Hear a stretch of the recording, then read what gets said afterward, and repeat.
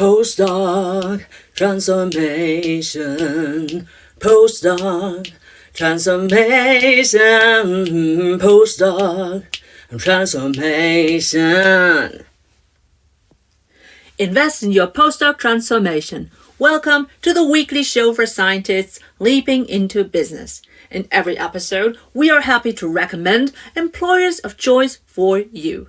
For your career transition, we offer customized career transition e-courses and memberships also at graduate schools all over the world. Maybe yours too. And if your university isn't yet our customer, enroll in your free email course for career transition made simple, as linked in the show notes. I'm your host, Professor Dr. Eleonore Soei-Winkels, and let's build your postdoc transformation with this episode.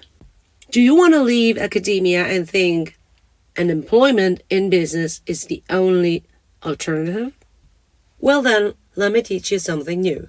Employment in business is neither the only nor the last alternative to academia.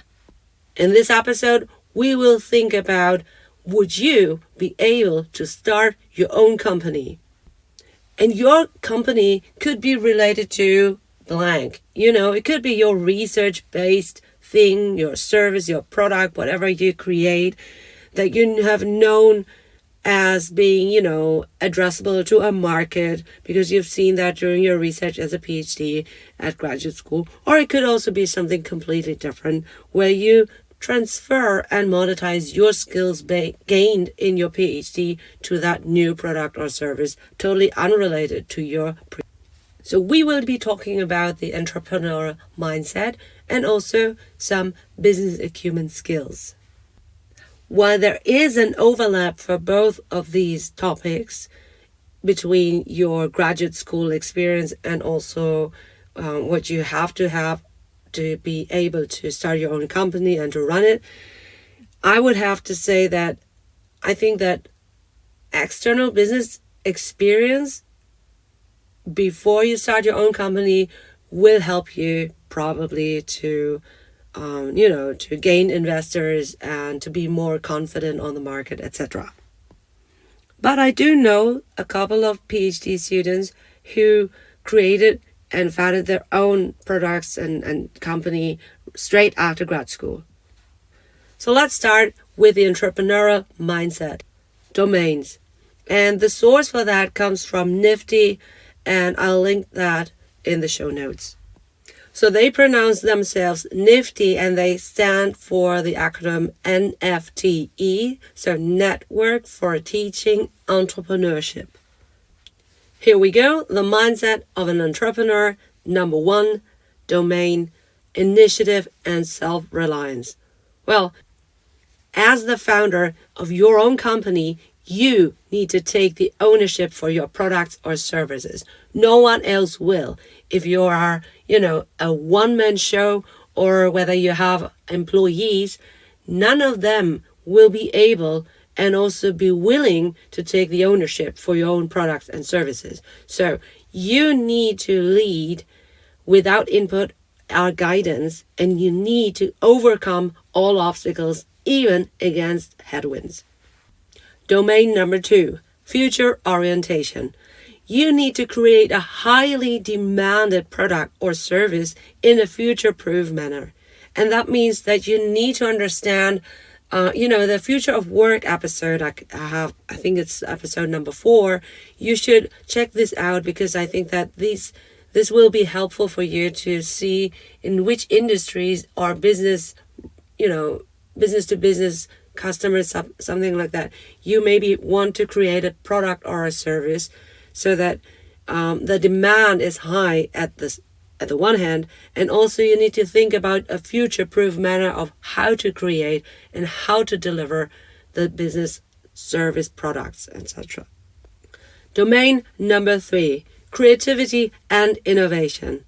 And that means you have to ideate unknown products, not already known products, not existing products, but you have to have innovative new products or services, or you can also, create a competitive, better delivery or service of this known product or service. there are ways to be creative and innovative, but you have to be that. Domain number 4, critical thinking and problem solving. So you need to be strategic and thoroughly reflecting and forecasting all the costs and benefits of your solution. So your product or your service, right? So you need to think about it from a 360 degree regarding costs and benefits in the short run or short term, midterm, and also in the long run. Hey, do you need a well-paid job in business aligned with your vision of life as soon as possible? You don't have access to a supportive career guide at your graduate school? Then this is for you. I know that leaping out of science can be lengthy, full of misconceptions, and scary without experienced guidance. And maybe you already know how it feels to get rejections on non-academic job applications. So, wouldn't it be comforting to have me by your side so that you can land your future-proof job? Imagine the feeling of getting job interview invites after you submitted a winning CV, cover letter, and sustainably rock your LinkedIn. Do you want to become confident through my interview and contract negotiation rehearsal? With me, you can confidently fine-tune suitable roles, working conditions, benefits, and compensations. This Postdoc Transformer bundle is the first time that I ever offer it, and it grants you 24/7 access to the 2 e-courses, Career Transition into Business and Digital Personal Branding, that are usually exclusively offered at graduate schools. Now you can share all your job application material and questions, as many as you like, and I will answer via exclusive video lessons sent to you via email within 24 hours. So subscribe until you start your job and you don't need me as your career transition guide anymore.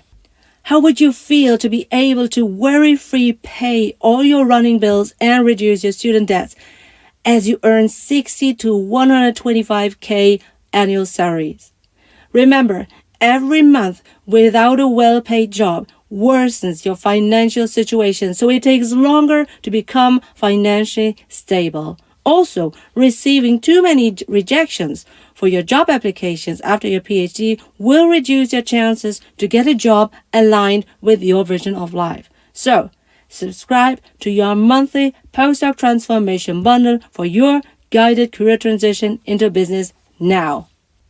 And before I continue with the other 4 domains, I want you to recap the 4 domains we have just discussed. One is initiative and self-reliance, future orientation, creativity and innovation, and also critical thinking and problem solving. These are all skills that you already bring to the table as a scientist, right? So you've been initiative, you've been self-reliant as a PhD student. I mean, you probably did not get your PhD research topic just like this. You didn't just, inherited it and had to just execute. Instead, you probably had maybe a similar topic like all others, but you had to create your own context of experiments, of your samples, of how you would, create new insights and something like that. The second domain, the future orientation, probably isn't that so much, required in science, because science is more like the groundwork and less so on-demand research, right? So I guess that you probably aren't so much future-oriented, but then again, please listen to this episode 4 where I definitely talk about this. Domain number 3, I think, is something where you have your safest bet, right? So you are creative, you are innovative, because whatever you do, I mean, that's the essence of science, right? To create empirically new insights. And especially if you've been running experiments, but also if you've been sampling qualitative interviews and trying to understand to sign-offs and everything like that. That is all critical thinking and problem solving. And I think that PhD students bring that abundantly to the table that is worthy and, valuable from a business perspective. All right, so let's move on to the next domain, which is number 5, communication and collaboration. Well, to cut this short, you don't create a service or a product and buy that all by yourself, right? You have to sell it to someone. You have to supply the material from somewhere, and you have to, work with people. So communication and collaboration entails working with your clients, your suppliers, your team, and maybe also your sponsors, financial investors, etc., so that you can deliver sustainably your products or your services. Domain number 6 is comfort with risk. Well, every business comes with profits and losses. And usually the profits come after the losses. Usually you'll be having a lot of failure that you can either attribute to yourself or your own behavior. And I strongly encourage you to attribute that to your own behavior. And that is that you can train for the good skills. You can train for the good behavior. You can train for that, right? Don't attribute that to yourself, because then that's hard to change. And you will be probably running your own business in 10 years' time with a completely different business model, maybe even completely different products and services. So usually people who own a business have undergone a lot of changes, but they have stayed true to themselves in the sense that they want to make a difference with their own business. But their service delivery, their services, or their products may have changed over time. And I see a lot of entrepreneurs who, now after 2 or 3 years of the Corona crisis, depending on how you see that, and also the ongoing war, and also, the energy crisis and the human crisis, that really has made a lot of entrepreneurs struggle. And the successful ones will lead despite uncertainty and challenges. You always have to find a new way to make money. And that's essentially what makes an entrepreneur successful. Domain number 7, that's flexibility and adaptability. And I think that we all are familiar with Darwin's survival of the fittest and everything like that. And that totally applies to surviving and thriving in business with your own company, right? So the question really is, do you have the resources to change, adapt, and win in the long run, right? You always have to invest to make more money. You probably don't just, inherit some money and can play with that, but instead you have to invest, and maybe you will have some losses, but you have to make more money in order to have profits at the end of the day, at the end of the year, at the end of the century.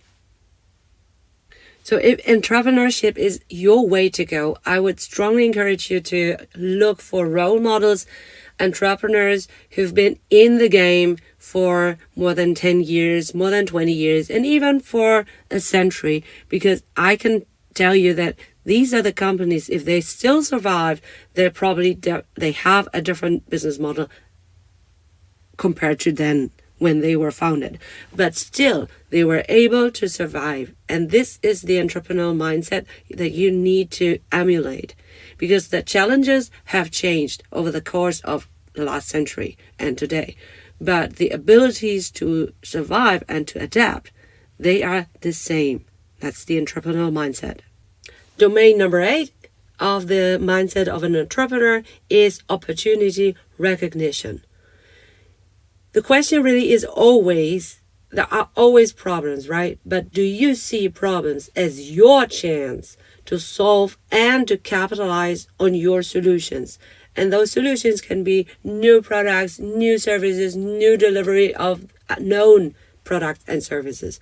But essentially, if these problems are not a problem of very few, but a huge, totally addressable market, then this is your chance to profit from that and to create a solution that will help your clients in a way that they are more than happy to pay you for that solution. Obviously, I'm saying that your solution, your product needs to be a great quality, and needs to be valuable, and needs to be, helpful, a solution for your clients' needs and problems. But you have to be also,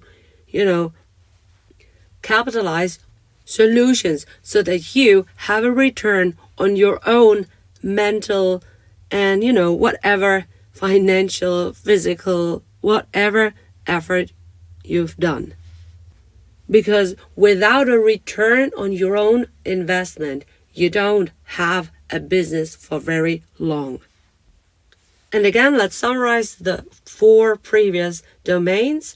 Number 5, communication and collaboration. I really do think that as a PhD student, you, or as a PhD holder, or even as a postdoc, you have what it takes to be a good communicator and good collaborator. I mean, you've done this probably in the setting of academia, but especially if you've been doing a lot of science communication, you have to be able to be, to speak about your research or other people's research in easy terms, right? In a way that it is attracting and also, convincing others to come into academia and become a student and to become a PhD student or whatever it is.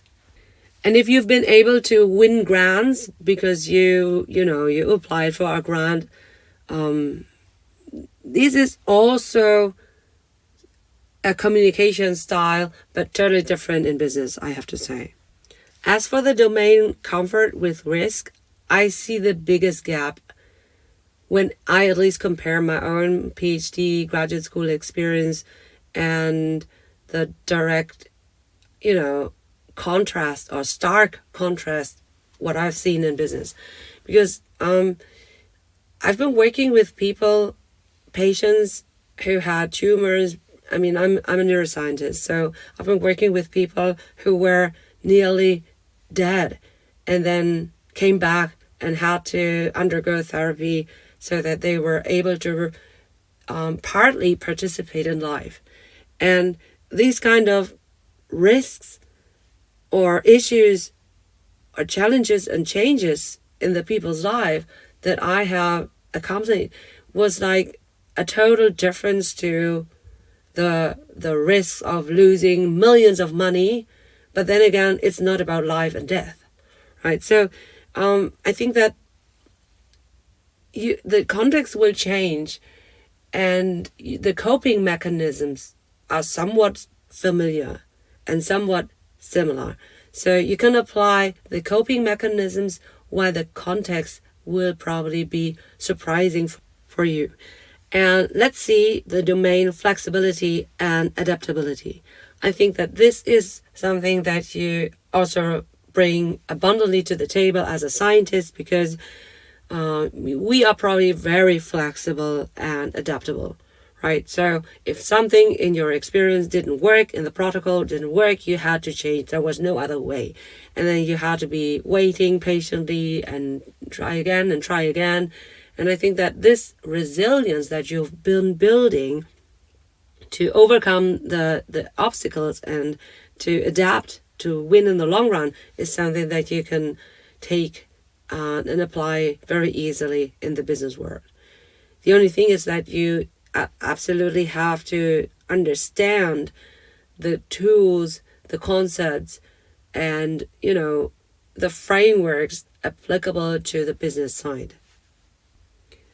As for domain number 8, opportunity recognition, I think that scientists often lack this, not all, but often we lack this because we haven't been exposed to opportunity recognition in our grad schools, right? So no one asks us to make money based out of on our research. So sometimes we have industry collaborations when we were lucky because the principal investigator had ties to industry. But usually that is not so much expected from a PhD student. That means that we aren't that much exposed, and we haven't had the chance to train our opportunity recognition skills. And now it's time to thank Company ABC, who sponsors this episode of the Postdoc Transformation Show. I would now be reading the company's answers to one of 6 bold questions so that you can choose to apply. For example, number 1, describe your most valuable experts versus leaders in your company. Have they typically earned a doctor title? Or number 2, for which of your company roles or units do you encourage somebody with a doctor title to apply? Number 3, how would you describe your organizational culture in which your most valuable experts and leaders thrive in? To nominate an employer of choice so that we can ask our informative, bold questions, click on the link in the show notes. And now, back to the Postdoc Transformation episode. And now we will switch gears from the entrepreneurial mindset according to Nifty, and we will look into the business acumen, which I think is absolutely a must-have to survive as an entrepreneur. Right, so the source for this is from Indeed 2022, and I'll link to that in the show notes as well, so that you can look it up, and I think that it's a really helpful resource for you. So even if you start out on your own without an employee, you have to be a good leader for yourself. Especially when you are self-employed, no one asks you to, care for yourself. And no one will, look out for you when you are working intrinsically for your own business, but doing that in heavily overtime, right? And on the other hand, no one will pick you up when you are down, and no one will ask whether you are, finished with all your thinking through the whole problem, or whether you're just procrastinating or whatever. So you need to be a strong leader for yourself. And then later, when you are successful with your company, you will have to have some employees, virtual assistants, or full-time employees as well, so that you can do other things, the strategy, but they can execute. Or help you in units of your business where you don't have the expertise, right? So at the beginning, you probably are more of a generalist. You do everything, but you can't do everything at the very highest level, which your company, your services, your products deserve when they really serve many customers. And that's why if you are an owner, you start up your company and you scale that up, you need to also be a good leader. And that, again, to be frank, is something that we all know. The opposite of a good leader is the toxic. Leadership in academia, even the good, especially the bad, the toxic one, is not the way how you lead people in business. Moving on to number 2 is financial acumen. Well, financial acumen helps you to look at your finances, right? Your investments, your budget, your forecasting. How much cash flow do you need to fuel your business, and how much money can you, save to future investments? Because otherwise, you'll be very negatively surprised when you turn in your tax, or even you create your tax statement, and then you'll find out that even though you made money, it's not enough to cover all the costs. And you should give yourself a couple of months or years time in order to become profitable, right? But if you don't have a good strategy behind that and no financial acumen, that will be hard to assess. Okay, number 3, strategy and business modeling. And that really goes hand in hand. I mean, depending on how much money you have, you can be, dream bigger, or you have to be more realistic. But essentially, you have to have the right strategy to think about the business model first, to see whether how big is the total addressable market? How much money would the clients pay for that? How much value is that? I mean, the solution costs some production, right? So production investment, etc. And people don't just pay for the production costs, but they pay for the solution and how much it is worth for them. So you need to also be able to see pricing strategies and to think about variants of your products or your services. And that is essentially business modeling in the sense of how can you make more money based on your assets. And I think that goes without saying, but you should always orient yourself on the future of work, because that will help you to see whether there are some industries or business roads thriving, and that will also indicate for you whether there is still some room for you to gain exposure and to make your own product or your services in that niche or not. And to understand how big the total addressable market is, you need to do some market research and you need to do some marketing, right? Find out what is the sentiments of who is your ideal customer avatar? What are their problems? Try to be empathetic in their own shoes and not in yours. Even though you think that you can serve them, they have some needs and problems which they probably need to solve first before they can attend to your products and your services. And maybe you can have some product or service value chain or something like that, so that you can accompany a given customer or client along a growth life cycle. And did you know that I offer deep dive e-courses, workshops, and memberships at graduate schools, maybe also at yours in the future? Ask your graduate school coordinator whether they want to book my services so that I can deliver them to you 24/7, 365 on your mobile device. And then you need to think about IT as your infrastructure to deliver, or at least to run a lot of parts of your business, like the financial reporting, the delivery of email marketing, and such, etc. But IT will be a huge asset for your own business, and depending on your IT skills, that is something that you maybe need to outsource, or at least I would see this as a strategic tool to increase the bottom line, because you can save cost by using the right tools in the right manner. And then you also think about operations, and operations doesn't have to be the IT side, but it can also be the execution side with people. But essentially, if you have a service, then you need to operate on that. You need to deliver the service. You need to have a customer service. You need to have a training, or whatever it is, a community or something like that. But that's essentially operations. That could be digital supporting, or it could be also just on the human side.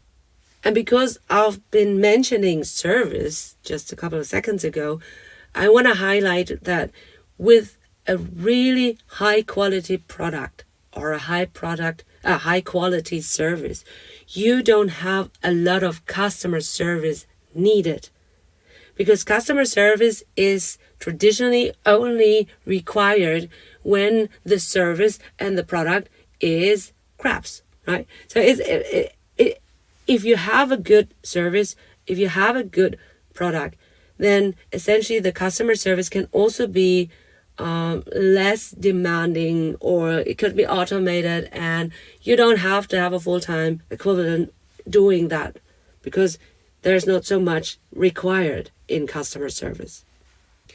Instead, the people in the customer service unit could also be thinking of marketing and market research, because they are having the rare opportunity of talking to your clients and to be able to sell them, and that's why the next thing is sales, to sell them maybe some subsequent products or services along the value chain, so that your client has maybe tackled their own problems and they have grown into the next step, and then on that next step you happen to have a solution for them so that they can tackle their new problems also together with you. And if you had a great product or service, they will trust you also with the new problems to solve.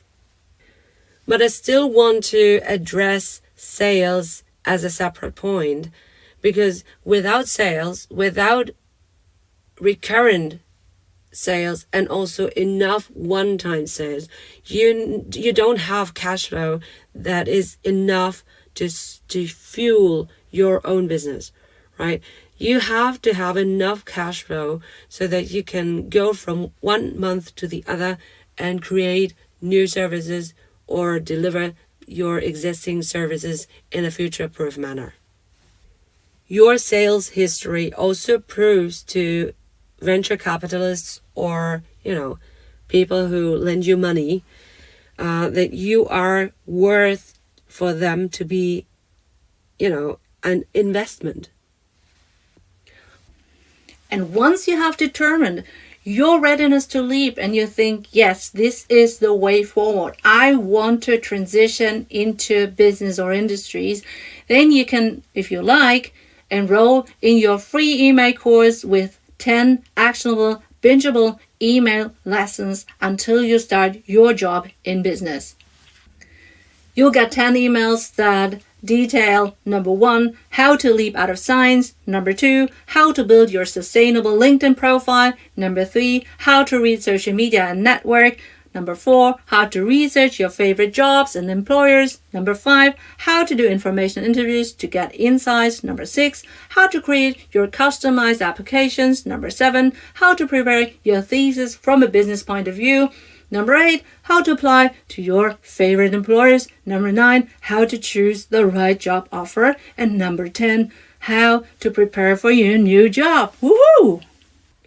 I know that this episode has been niched down to a fraction of PhD holders and postdocs who think of themselves as possible entrepreneurs.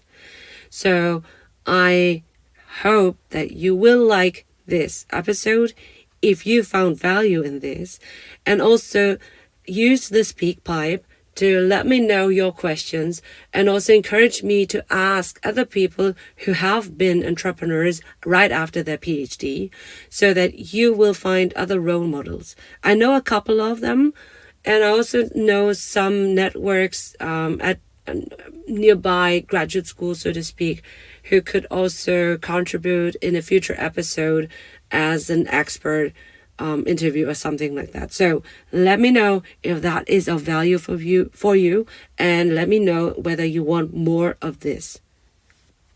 I really do think that, for me at least, to be honest, it was good that I had a couple of years in different companies before I sort of ventured out and created my own company, right? Because otherwise I wouldn't have had the business acumen. I did not have any business acumen when I left graduate school. I learned it the hard way. I learned it from master's students. I learned it from people without an academic degree. I learned it at 3 different employers to be able to see what it takes to be successful in my business. It is literally no rocket science, and PhD holders will be able to understand. The question really is, are you open to learn that? And also, will you enjoy that? Because I see some advantages of being employed. One is, at least you just have to do the job. There's only one job that you have to do, and you have to excel on that, and then you're safe. Granted that you chose a future-proof employer and a future-proof role, etc., etc. But again, listen to the episode number 4 to be able to land a job that is relatively safe. And then when you excel on that, when you are good enough to be competitive, then you will be safe. But I encourage everyone who goes out into business as an employee, I always ask them, can you be also entrepreneurial thinking? Even if you are just employed and it's not your job to be the entrepreneur within your company, please always think intrapreneurial, because actually this is the task of your leader, of your manager. But, sometimes you are just not lucky. And your leader, your manager, your boss is not entrepreneurial thinking. And that leaves room for improvement, because if he or she leads you and your team members into nowhere, then you probably all will lose your job. But instead, if you are in parallel able to think entrepreneurially and to see what other tasks, what other services, what other products you should create instead with your team, then you have increased your chances to stay on board when the ship of your team will be sort of like unleashed. And that's why, taken together, I encourage you to also listen to episode number 1 to check your readiness to leap out of science. And number 3 is about 10 steps for your career transition into business. And that is also associated with an email course, so that you get 10 emails on a weekly or even on a weekly basis, or you can also binge that, because if you don't have enough time, like 10 weeks before you graduate or, have to leap into business, then you can also binge that. If you are still unsure about which directions after academia you can take, then I also have episodes on reasons for staying, but also reasons for leaping out of business. So, in closing, remember, you will manage your postdoc transformation, and I want you to invest strategically into your doctorate according to your vision of life. Thanks for your attention, and until the next time. Hey, have you found this episode so far helpful for yourself? Well, maybe you can subscribe and also share this episode with your PhD bestie, because that would encourage us to help the underprivileged, underrepresented, and underserved early career scientists leaping into business. And now, back to the show. Do you want the transcript of our episode and our episode sponsors' answers to all 6 bold questions so that you can choose to apply? Do you want to nominate your employer of choice so that we can ask them our bold questions? For all of that, check out our clickable links in our show notes. And on our website, www.postdoctransformation.com, you can also check your readiness to leap into business or enroll in our free email course, Career Transition Made Simple. Thanks for your attention. I'm Professor Dr. Eleonore Soei-Winkels, the host of your weekly Postdoc Transformation show. Postdoc Transformation. Postdoc Transformation. Postdoc Transformation.